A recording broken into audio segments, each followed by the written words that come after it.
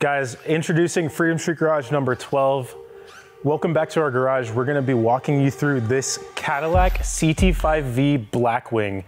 It's got that 6.2 liter LT4 supercharged V8 under the hood, and it's gonna take you from 0 to 60 in 3.4 seconds while it massages your back.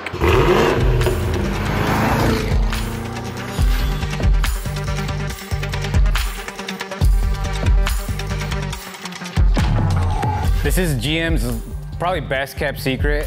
Everyone knows about all the hype surrounding the Corvette and the ZL1, obviously. Absolutely. But this thing is just another level. It checks all the boxes. I know, and you know, it's a Cadillac. Everyone wants to say my grandma has a Cadillac. Again, say one more thing. I will pimp slap you. Say it again.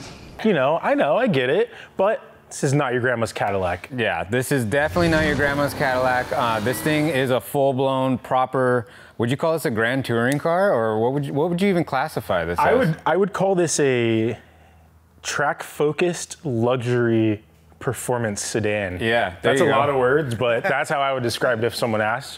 So we're gonna go with that. So let's talk about some of the hardware. So obviously, incredible looking car, just right off the bat. I love the styling on it. Cadillac, stunning design. Yeah. They nail it every time with their modern cars. Totally different look. You know. It's classy for sure. But really, the important part of this car is the mechanical features. Under the hood, like you said, this is a supercharged V8. Yep. What more could you ask for? You know, that's just like the proven recipe these days, supercharged V8.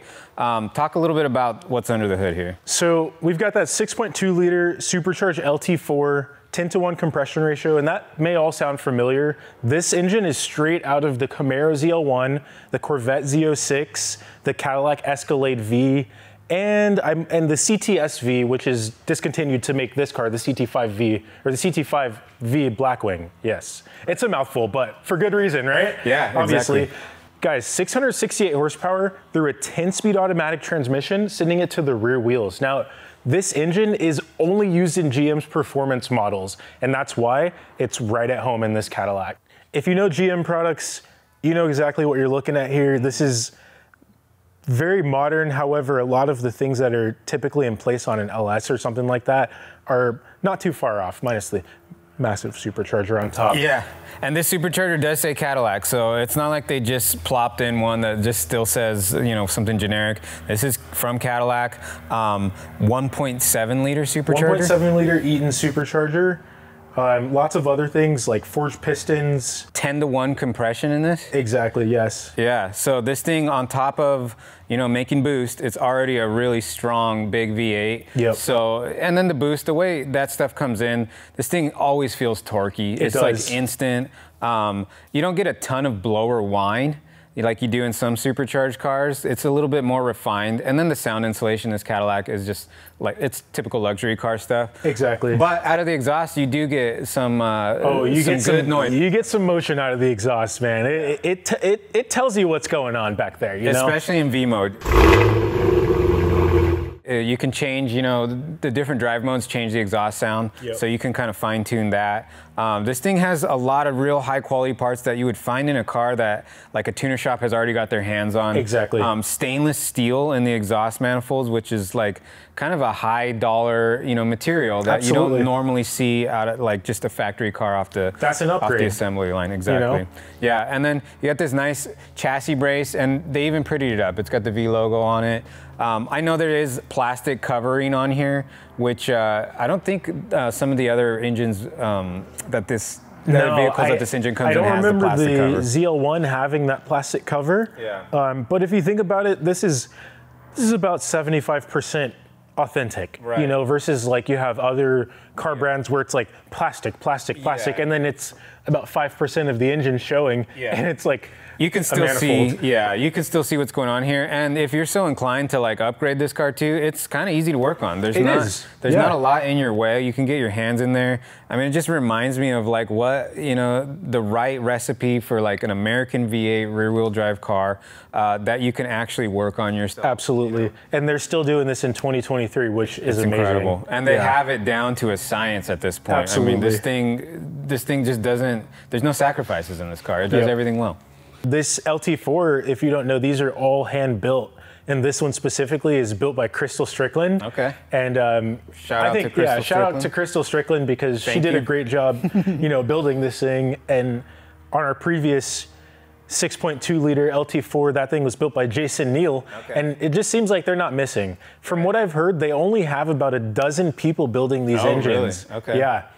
So quality control is going to be that's like supercar level. When you know the name of the person that built your engine, quality control is going to be way up. That's just something you don't expect from like a GM product, but they're really stepping up their game with this Definitely, stuff. Man. And the performance characteristics of the rest of the vehicle surrounding this engine. So this is on GM's Alpha platform. So on track, I mean, it's basically shares a lot of the underpinnings with the ZL1. Which is just a track monster. Absolutely. So this is like doing the same thing out there, but this actually has a more advanced version of GM's MagnaRide. Yes. Which I think in the future models of the ZL1, they decided to carry it over from this car. So this has MagnaRide 4. Okay. And it's, like you just said, the most advanced version of this suspension yet, which I thought it was already extremely advanced for what it was, And just to know that they've taken it even further, and that's in this car, makes me pretty happy. It's a really special car because of that. Yeah, I mean, the way it handles, it's just uncharacteristic for a four-door sedan to do what this car does on track. You have to be real high-level driver to even figure out the limits of this car. Exactly. But anybody can have fun in it. It's such a good car that the different modes you can explore on this with the track mode and stuff, when you do want to take this car out, it's going to do everything predictably the way you want it to. Exactly, which a huge part of that is within the cluster and within the car and the display, you have different driving modes, and you also have, this car specifically has V mode. So the Camaro had, different driving modes and stuff. It allowed you to mess with the performance traction and stuff. We played with that a bit.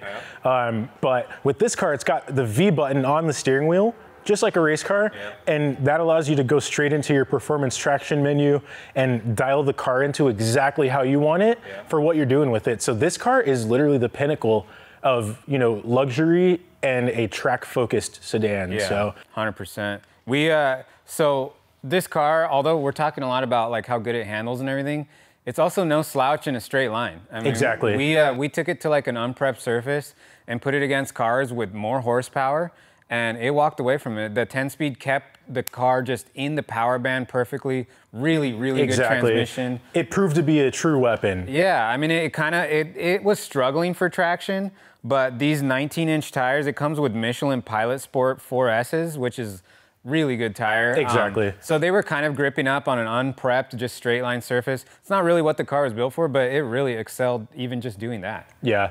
It's pretty shocking, but I wasn't surprised at the end of the day. That Camaro was a true weapon, and just the fact that all that's carried over to this car and improved significantly it's the ultimate package. And honestly, it's a very unassuming car.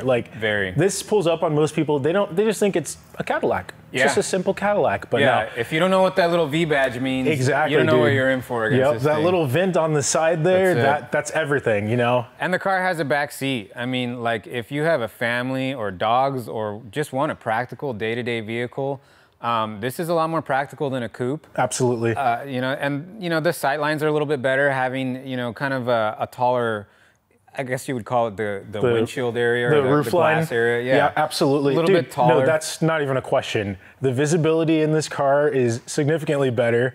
And the fact that you can use the back seat, and not only that, the most important part is the red seat belts. It has red seat belts, and that's amazing. It's got a red stripe on the steering wheel right in the center. That means take me on the track. Yeah, you're sitting what this is made for. Cadillac luxury day to day, but there is little hints all throughout the interior that this car is going to be a weapon out there, and it's going to do whatever you want at a really high level. Like I said, it's a really well-kept secret because they don't do a ton of marketing and promotion for this specific car. I think this is kind of one of those cars that if you're in the know and you want one, you already kind of know what this thing can do. You knew about it before it came out. Yeah, there's a long line of the V-Series cars, so anyone who is seen any type of racing going on and stuff, those cars are always in the mix somewhere. Absolutely. And this one's top dog for today. So I mean, we had the CTS-V when that came out in the early 2000s. I was a kid, I thought that car is epic. A stick shift Cadillac with a V8 under the hood, dude, epic. And they just kept improving it and making them better, more powerful, and watching the aftermarket grow for that car, it's been legendary. So here we go, the new one right here. This is it. This car is also available with the stick shift. We went with the 10-speed. The stick shift is actually really hard to find. There's like such a limited production of them. These things are already commanding like above MSRP just because the demand for the small amount that they made is really there. But the 10-speed, we've driven other cars with this 10-speed and it's just a really good transmission. Although you're not having the fun of rolling the gears, the performance is just neck snapping. This thing, the 10-speed, it's faster than you'll ever be shifting. And it's gonna know exactly where to put the gear and the transmission. Exactly. As far as, I don't know, I'm rambling now. Maybe I have to cut that. It doesn't take the guesswork out of it, but it takes out all mistakes that could possibly happen from, you know, driver error or, you know, not, you know, rev matching. I think the stick shift one probably has the rev match downshifts, but human error takes all of that out of the equation and just gives you this freaking, basically this video game of a car that's extremely fast. You know? It will be faster than you could actually shift this car, which I know there's a lot of purists that I don't are care what anyone manual. says, guys, unless you're running like a Power Glide or like one of those transmissions that Cletus has with like 5 shifters, bro. Like you're not beating this thing, you know? Yeah. So, you know, with like the I stick. said, you're not beating this thing with the stick. You're not beating with a stick, and day to day, the automatic is a lot easier to live with. Definitely. And it's a luxury car still, so it kind of fits the whole build, the whole vibe of the car. What else can we talk about? Obviously, we got big brakes on this thing. Let's before we move to the brakes, a kind of a caveat into the brakes will be this massive front grille opening. Yeah. You know, like this is all functional. You know, I've said this before, but GM does a very good job with the way they design their front ends and the way they actually make them extremely functional too. Every single one of these grills has function, and it looks like this one feeds another cooler on the side. Yeah, none of them are blocked off. You see that a lot on modern cars, that some of them are blocked off. Extremely blocked off, or completely fake, you know, which is kind of embarrassing, but we've seen on other ones where, you know, this flows straight through and then there's the panel back here, which, you know, flows through to the wheels. Actually, you can see it there too. Flows through to the wheels and cools the brakes and everything down. And this car needs it. With the supercharger, it's all about heat management. Absolutely. And also on track. When you're pushing a car, heat everywhere. Heat on your brakes. You're going to heat soak the supercharger, the intercoolers. Absolutely. So this thing just gets all the airflow straight to it. And that's what keeps this thing reliable at that power level and able to just turn laps, you know? Yep, and it still looks amazing up front, right. You know? Yeah. It doesn't look too packed, but behind that bumper, tons of functional, you know, pieces that make this car what it is and make it even more usable on track without overheating. Yeah. So, and dude, the elephant in the room, these massive brakes, okay? Yeah. I believe these are 16.5-inch rotors. These are serious brakes. These are bigger than the wheels on some cars. I think we might have said that before, but I'm gonna keep that going because that's a massive rotor. Yeah, it is huge. And 6 piston calipers in the front, 4 piston in the rear, and it's also got the parking brake separate from the rear caliper. Yeah. So that's something to note there of, you know, function and like brake performance being separate from just parking the car, you know? So it's a good piece. I love that they included that. That's something you see on extremely exotic cars. Right, yeah. And fits right at home on this car. And they're insane. These brakes, the first time I drove this car at kind of speed, I stood on them to see what would happen. And it like threw me forward. Everything, if you're not holding on, if you got loose stuff in the cab, it's gonna just fly forward. Yeah. And then, you know, the tires too, they're so grippy that you are being able to use all that stopping power, which is important. Yeah. So, and the car's really well balanced. I mean, I know that there's a lot of engineering time going into the brake bias and everything that goes with that. And you can tell, when you step on the brakes in this car, it's not like anything I've ever felt before. It just slows this car down with no drama. Definitely, yeah. And on top of that, I had mentioned earlier, you can dial in the car with your driving modes. There's also a setting that you can change for the brakes, and it changes like how the pedal actually feels. So that's another thing to note with this car. Nothing overlooked on this thing. No, everything has been dialed in and formulated to make this thing extremely functional and comfortable. So let's talk about this interior, because this thing is full-blown luxury car. Exactly. This is like just rivals anything you could get, any even like European car. This interior is dialed on this car. So, I mean, it's just a clean design, and there's carbon everywhere. The seats are super supportive. I mean, this is definitely an upgrade from the regular CT5. And then, like you said, it's got the red accents. I think they call it torch red for the torch red. That's it. Yeah. And these seats are really nice, really supportive. Talk a little bit about some of the other features in here. I mean, this thing is like got every luxury feature. Yeah, so it has these 18-way adjustable leather seats that have power lumbar massagers built in. This thing is extremely comfortable when you're driving it. You hit a certain speed, the seatbelt physically pulls you in, and it just seems like it makes the driving experience a little bit more engaging. Yeah. Telling you, like, drive me. Like, it pulls you in, like, please drive me harder. Yeah. And, you know. And you feel safe doing it. You feel safe doing it. You know that seatbelt's there to hold you in. Yeah, it's got you. Yep, exactly, man. But it is an extremely weird mix of luxury with how sporty this car is. It's like, it's begging to be taken through the canyons to the racetrack. It's begging to be raced, but it's so comfortable inside. Yeah. Everything is finished off so nicely, but then you've got carbon. Yeah. That's how you know it's a race car. And it's something that you don't see in a lot of American cars. I know like European car guys, when you're spending a ton of money on it, like a German car, you're kind of used to that, like having luxury and like kind of sporty performance. Yep. But I think they like outdid a lot of the current German offerings in this car, and performance-wise, for sure. But the refinement of the interior is a huge step for GM. That was something a lot of people used to complain about on the early CTS-Vs and stuff, is that the interior just, you know, it was a GM. It was kind of lacking. Very Chevy product, you know? But this thing, they stepped it up a lot. It's night and day. So you really feel like you're in an expensive car, for sure. Yeah, and, you know, the automatic, no slouch, a true gem. Yeah, it's a great transmission. Imagining this car with the stick sounds like pure chaos. Sounds like pure drama. Madness. You better know what you're doing. You got to know what you're doing, man. I feel like I'm going to be sliding that thing everywhere if I had it, you know? Yeah, and this car will slide if that's what you want to do with it. And then you know, like, not a huge deal for most people, but having a back seat is huge. In a car at this performance level, like, you just don't get a back seat. Like, you usually just get a two-seater or something. This thing still, you want to go, you know, put the whole family in it, put all your homies in it, and go out and have some fun.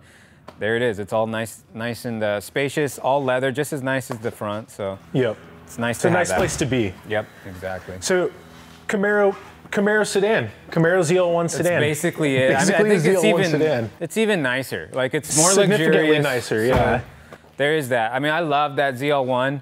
So this thing does everything that does with a back seat and with a little bit more luxury. And while it massages your back. Yeah. All right, guys, thank you for tuning in and watching this video, this breakdown of our Cadillac CT5-V Blackwing. I know it's a mouthful, but like I said, for good reason. If you want to win this Blackwing, tap that link in the description, head over to freedomstreetgarage.com, claim those entries. You could be taking this CT5-V Blackwing home, and you could be taking it to your local track, anywhere you want to take it. Whatever you want to do with it, you can do it once you win it. So head over to the website. It's the only way to get entered.